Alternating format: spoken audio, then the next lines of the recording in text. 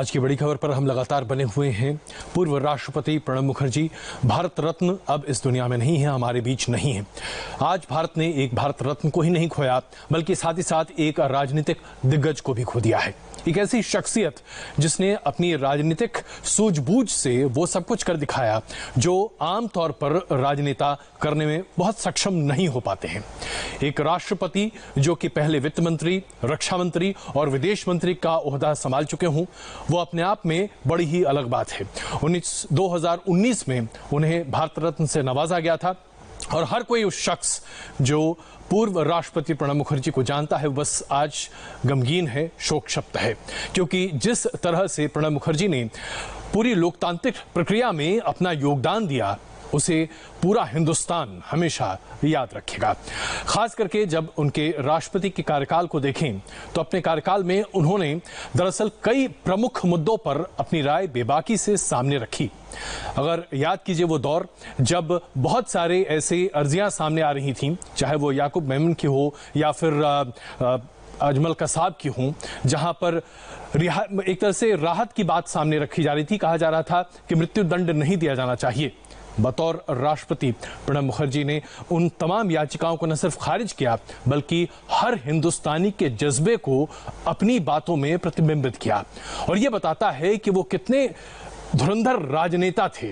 राजनीतिक पकड़ और समझ उनमें कितनी जबरदस्त थी, इसके बारे में क्या कहा जा सकता है। और सबसे पहले इस राजनीतिक समझ को समझा पूर्व प्रधानमंत्री इंदिरा गांधी ने, क्योंकि उस वक्त मेनन साहब के पोलिंग एजेंट के तौर पर पश्चिम बंगाल में प्रणब मुखर्जी काम कर रहे थे और वहां पर इंदिरा गांधी ने उनके राजनीतिक सूझबूझ और साथ ही साथ आई फॉर डिटेल, ये शब्द का इस्तेमाल खुद इंदिरा गांधी ने उस वक्त किया था। आई फॉर डिटेल यानी बारीक से बारीक चीजों को समझना और उसके आधार पर रणनीति बनाना, ये अपने आप में एक बहुत बड़ी कला है, काबिलियत है, और इस काबिलियत को बखूबी प्रणब मुखर्जी ने निभाया। और आज जब वो हमारे बीच नहीं है, हर कोई चाहे वो किसी भी राजनीतिक दल से संबंधित क्यों ना हो, उनको याद करता है।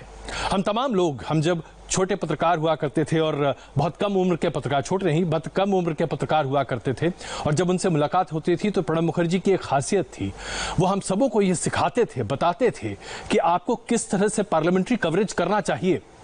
मैं खुद अपना एक निजी एक्सपीरियंस आपसे साझा कर सकता हूं। पार्लियामेंट्री रिकॉर्ड्स में कई बार बहुत सारी रिपोर्ट्स दायर किए जाते थे और उन रिपोर्ट्स में बड़ी अच्छी जानकारी हुआ करती थी जो आमतौर पर हम नहीं प्रकाशित कर पाते थे, खास करके टेलीविजन पर। प्रणब मुखर्जी उन तमाम चीज़ों को मार्क करके हम सबों को दिया करते थे और उन्होंने कुछ ऐसी ही महत्वपूर्ण चीजें सामने रखी जिनकी वजह से अच्छी खासी रिपोर्ट सामने आई। पता चला कि देश में क्या हो रहा है। कई घोटालों के बारे में भी उन्होंने जानकारी दी जब वो खुद उन कमेटियों के अध्यक्ष भी हुआ करते थे। सबसे बड़ी बात यह है कि उन्होंने तकरीबन 70 कमेटियों का अध्यक्ष के तौर पर निर्वाह किया और जिस तरह से वो अपने काम को करते थे, जो उनकी लाइब्रेरी थी उसमें अगर आप जाएं तो ऐसा लगता था जैसे कि आप एक पुस्तकालय में आ गए हों।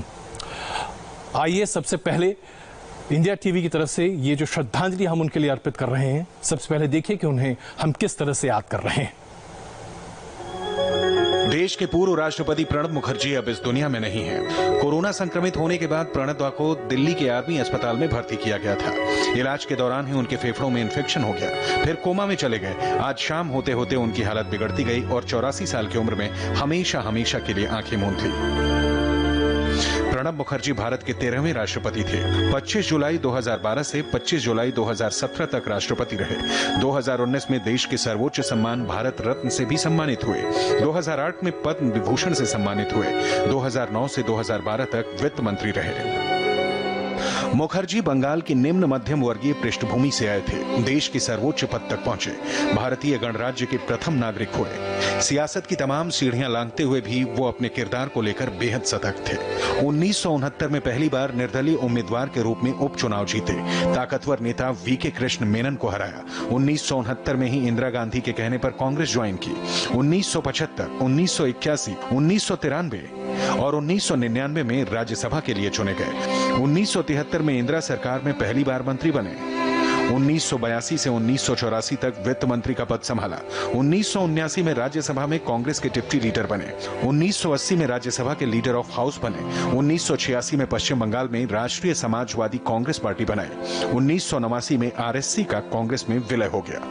नरसिम्हा राव सरकार में 1995 से 96 में विदेश मंत्री रहे। 2000 से 2010 तक पश्चिम बंगाल कांग्रेस अध्यक्ष रहे। 2004 में लोकसभा में लीडर ऑफ हाउस रहे। पश्चिम बंगाल के जांगीपुर लोकसभा सीट से जीते। 2012 में सक्रिय राजनीति से संन्यास ले लिया। बतौर राजनीतिज्ञ प्रणब मुखर्जी के 5 दशक के कार्यकाल को याद किया जाएगा, मगर राष्ट्रपति के रूप में उनके कार्यकाल को खास तौर पर याद किया जाएगा। पूर्व राष्ट्रपतियों की तुलना में प्रणब मुखर्जी के कार्यकाल को बेहद ही अलग और बेहतरीन माना जाता है। उन्होंने अपने कार्यकाल में तकरीबन 37 दया याचिकाओं को खारिज किया था। अजमल कसाब, अफजल गुरु, याकूब मेमन, इन तमाम आतंकवादियों की फांसी की मंजूरी प्रणब मुखर्जी ने अपने कार्यकाल में दी थी। इन 4 याचिकाओं को फांसी से उम्र कैद में तब्दील करने की बात कही गई थी, लेकिन उन्होंने पूरे तरीके से इसे खारिज कर दिया था। बिहार के दलित समुदाय के लोगों से भी उनका काफी एक तरह से ये था, लेकिन सबसे बड़ी बात यह है, देशभक्ति प्रणब मुखर्जी में कूट कूट कर भरी थी। सबसे कम उम्र में उन्होंने वित्त मंत्रालय का कार्यभार संभाला था और पूरे देश में आज तक सबसे कम उम्र के वित्त मंत्री के तौर पर देश उन्हें याद करता रहेगा। उनके वित्त मंत्री रहते समय यूपीए के दौरान भी बहुत बड़े बदलाव किए गए थे, जिसकी वजह से अर्थव्यवस्था को गति मिली थी। रक्षा मंत्री का कार्यकाल भी उनका काफी स्मरणीय इसलिए रहा है क्योंकि उस वक्त भारत ने कई अहम सौदे भी किए थे और कई मामले पर, खास करके चीन और पाकिस्तान संबंधित मामले पर उनके बयानों की एक अलग अहमियत हुआ करती थी। अगर आप सिर्फ राष्ट्रपति के तौर पर उनके कार्यकाल को आंकें तो एक ऐसा कार्यकाल जिसमें हिंदुस्तान में एक बहुत बड़ी तब्दीली हम सबों ने देखी। 2012 से 2017, 2014 का लोकसभा चुनाव अपने आप में हिंदुस्तान की तस्वीर और तकदीर को हमेशा के लिए बदल गया। एक ऐसी सरकार आई जिसके बारे में लोग शायद कल्पना नहीं कर पा रहे थे, लेकिन एक लोकतांत्रिक तरीके से चुनी हुई फुल मेजॉरिटी की सरकार प्रणब मुखर्जी की अगुवाई में आई। हालांकि लोगों ने यह माना कि शायद वैचारिक मतभेद हो सकता है, लेकिन प्रधानमंत्री नरेंद्र मोदी ने हमेशा, हर वक्त, हर क्षण यही कहा कि राष्ट्रपति प्रणब मुखर्जी से उन्हें सिर्फ आशीर्वाद, मार्गदर्शन और देश को आगे बढ़ाने की प्रेरणा मिलती रही और आगे बढ़ने की उन्होंने लगातार कोशिश भी की। आज भी जब प्रधानमंत्री नरेंद्र मोदी ने पूर्व राष्ट्रपति प्रणब मुखर्जी को याद किया, उनके निधन पर जब उनका शोक संदेश सबसे पहले सामने आया तो उन्होंने प्रणब मुखर्जी के पैर छूते अपनी तस्वीर को सामने रखा और यह बताता है कि इन दो नेताओं के बीच में एक दूसरे के लिए कितनी इज्जत थी। और यही तमाम बातें आज सामने हैं। अब आपको वो पल दिखाते हैं जब आपकी अदालत के 21 साल पूरे होने पर प्रणब मुखर्जी आए थे। इस कार्यक्रम ने प्रणब मुखर्जी ने जो कहा वो अपने आप में स्मरणीय इसलिए है क्योंकि उन्होंने इंडिया टीवी के उन तमाम चीजों को सामने रखा जो हम सब हमेशा याद रखते हैं, और खास करके आपकी अदालत। I am indeed very happy to be present on this happy occasion when Rajat's program, Aapki Adalat, have completed 21 years. I appeared a couple of times. That is not important. What is important? This program has manifested the strength of our democracy. I have heard from him in some neighboring countries when he went. They expressed their wonder how he could mobilize persons from different spectrums of India's political life. They come, they respond. Even the ministers are subjected to grilling cross-examinations, and the program receives tremendous public support. While introducing,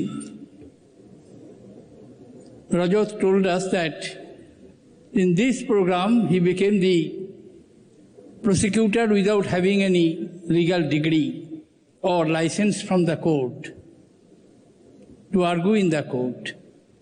That is not necessary, Rajat, because 125 crores people of this country have appointed you as the public prosecutor, and you should go on prosecuting the persons against whom you find something wrong has been done. Interest of the people, interest of the common man have been harmed. I wish you all success in your program, and please do not change your role. You be the public prosecutor of the people of India. Pranab Mukherjee ने जिस तरह से रजत शर्मा जी को कहा कि आप अपना role बिल्कुल मत बदलिए, देश के प्रोसिक्यूटर के तौर पर आप नेताओं से सवाल पूछते रहिए, अपने आप में बहुत ही प्रेरणादायक है। और रजत जी ने अपने श्रद्धांजलि में इसे कोट भी किया है। उनका कहना है कि उन्हें यह हमेशा याद रहेगा और वो अपने रोल को हमेशा निभाते भी रहेंगे। प्रणब मुखर्जी के बारे में जितना कहा जाए उतना कम है। दरअसल उनकी याददाश्त भी जबरदस्त थी। इस वक्त सुशील कुमार शिंदे जी हमारे साथ मौजूद हैं। शिंदे साहब, प्रणब दा एक ऐसे व्यक्तित्व जिनके बारे में शायद अनगिनत बातें हम और आप कर सकते हैं, कुछ ऐसा बताइए जिसे आज जब हम अपने दर्शकों के साथ साझा करें तो उनकी याद को हम एक बेहतर तरीके से श्रद्धांजलि दे सकें। प्रणब मुखर्जी आज हमारे में नहीं रहे हैं, इसकी यादगार बहुत साल तक हमारे में रहेगी। एक संकट मोचक के नाते वो हमेशा वो काम करते रहे। महाराष्ट्र के मंत्री परिषद से मैं उनको जानता था, लेकिन बाद में मैं दिल्ली सरकार में गया और तभी तो साथ में ही काम हम करते रहे, लेकिन हमेशा वो मार्गदर्शक रहे। कैबिनेट में भी जो सलाह देते थे, जो विचार रखते थे, उससे हमारी परिस्थिति सुधार जाती थी और हम देश के लिए कुछ अच्छा कर पाते थे। मुझे याद है कि जब मैं महाराष्ट्र का मुख्यमंत्री बनने का तय हो गया, तभी वो ऑब्जर्वर के नाते यहाँ आ गए थे और मुझे 2002 में महाराष्ट्र का मुख्यमंत्री उन्होंने बनाया। इतना ही नहीं, तो जब मैं दिल्ली में था तभी वो जब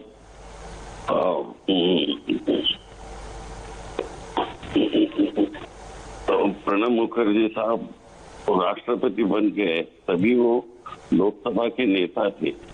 तो जगह खाली हो गई थी, तो वो जगह पर भी मुझे नॉमिनेट करवा के चले गए।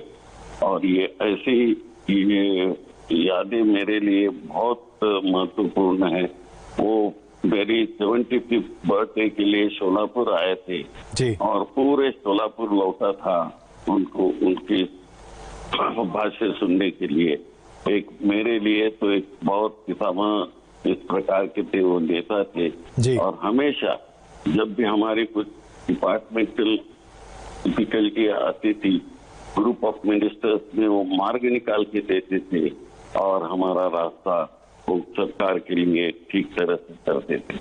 ऐसा एक नेता हमारे से मैसेज चले गया, ये देश हमेशा के लिए उनकी यादगार करते रहेगा। शिंदे साहब, मिस्टर फिक्सिट के तौर पर लोग प्रणब दा को हमेशा याद करते थे। जब भी कोई बड़ी समस्या हो, कांग्रेस पार्टी में हर कोई बस ये चाहता था किसी तरह से प्रणब दा के पास पहुंच जाइए, रास्ता निकल आता था। आप जब गृह मंत्री थे उस वक्त भी कुछ ऐसी समस्याएं आई होंगी जरूर, जिसके लिए आपने प्रणब दा से मशवरा किया होगा, क्योंकि उनकी सूझबूझ एक अलग स्तर की ही हुआ करती थी। ऐसा कुछ स्मरण है आपको? नहीं, वो बहुत सारे ऐसे चीजें हैं कि हम एक दूसरे से हम सलाह मसलत करते थे और उन्होंने प्रॉपर एडवाइस करने का काम उन्होंने किया और वो देश के लिए हमेशा योगदान देने का काम उन्होंने किया था। वो कई चीजें ऐसी है कि मैं नहीं बता सकता हूँ, लेकिन उन्होंने राष्ट्र के लिए अपना योगदान दे दिया। शिंदे साहब, हम ये भी समझना चाहेंगे आपसे कि प्रणब दा बहुत ज्यादा लोगों से मिलते जुलते तो थे, लेकिन इलेक्शंस को लेकर उनके एक थोड़ी से रिजर्वेशंस रहा करते थे। उन्होंने दरअसल 2-3 चुनाव ही लड़े और एक में सफलता हासिल की। इलेक्शंस को लेकर वो थोड़े विमुख क्यों रहते थे? उनको ऐसा क्यों लगता था कि इलेक्शंस बहुत ज्यादा उनके तासीर से मिलता जुलता नहीं है? नहीं, वो तो लोकसभा में भी चुन के आ गए थे कि 2 बार मुझे याद है कि शुरुआत तो वो लोकसभा में आए थे, वो प्रोफेसर के नाते उन्होंने राजनीति में एंट्री कर दी उन्होंने, जी। लेकिन बाद में जैसे वो मिनिस्टर बन गए जी। तभी से उन्होंने एक्टिव पॉलिटिक्स शुरू हो गया उनका, और तभी वेस्ट बंगाल से 2 बार चुन के भी आ गए थे जी। और उसके बाद तो राष्ट्रपति हो गए। बिल्कुल बिल्कुल। शिंदे साहब, बहुत धन्यवाद बात करने के लिए, और इसमें कोई शक नहीं है कि आज शब्द कम पड़ेंगे प्रणब मुखर्जी को श्रद्धांजलि अर्पित करने के लिए, लेकिन इसमें कोई शक नहीं है कि आज हिंदुस्तान ने एक भारत रत्न खोया है। बन रही है आप सब हमारे साथ, हमारी इस विशेष कवरेज पर हम जारी हैं। प्रणब मुखर्जी अब हमारे बीच नहीं है। भारत रत्न से सम्मानित पूर्व राष्ट्रपति प्रणब मुखर्जी अब हमारे बीच नहीं रहे। पूरा देश आज शोक संतप्त है और उन्हें श्रद्धांजलि अर्पित कर रहा है। इस बीच आइए आपको दिखाते हैं पूर्व राष्ट्रपति प्रणब मुखर्जी को राष्ट्रपति कोविंद ने श्रद्धांजलि अर्पित करते हुए लिखा है कि उनके स्वर्गवास के बारे में सुनकर उनके हृदय को बड़ा आघात पहुंचा है। और इसी तरह से कई तरह 3 से ज़्यादा ट्वीट सामने रखा गया है। और प्रधान ओम बिरला जी, लोकसभा के स्पीकर, इस वक्त हमारे साथ जुड़ चुके हैं। ओम बिरला जी, एक ऐसा मौका जब हम प्रणब दा को याद कर रहे हैं, लेकिन इस मौके पर आज उन्हें श्रद्धांजलि अर्पित करने के साथ क्या क्या बातें उनकी आपको याद आ रही हैं बिरला साहब?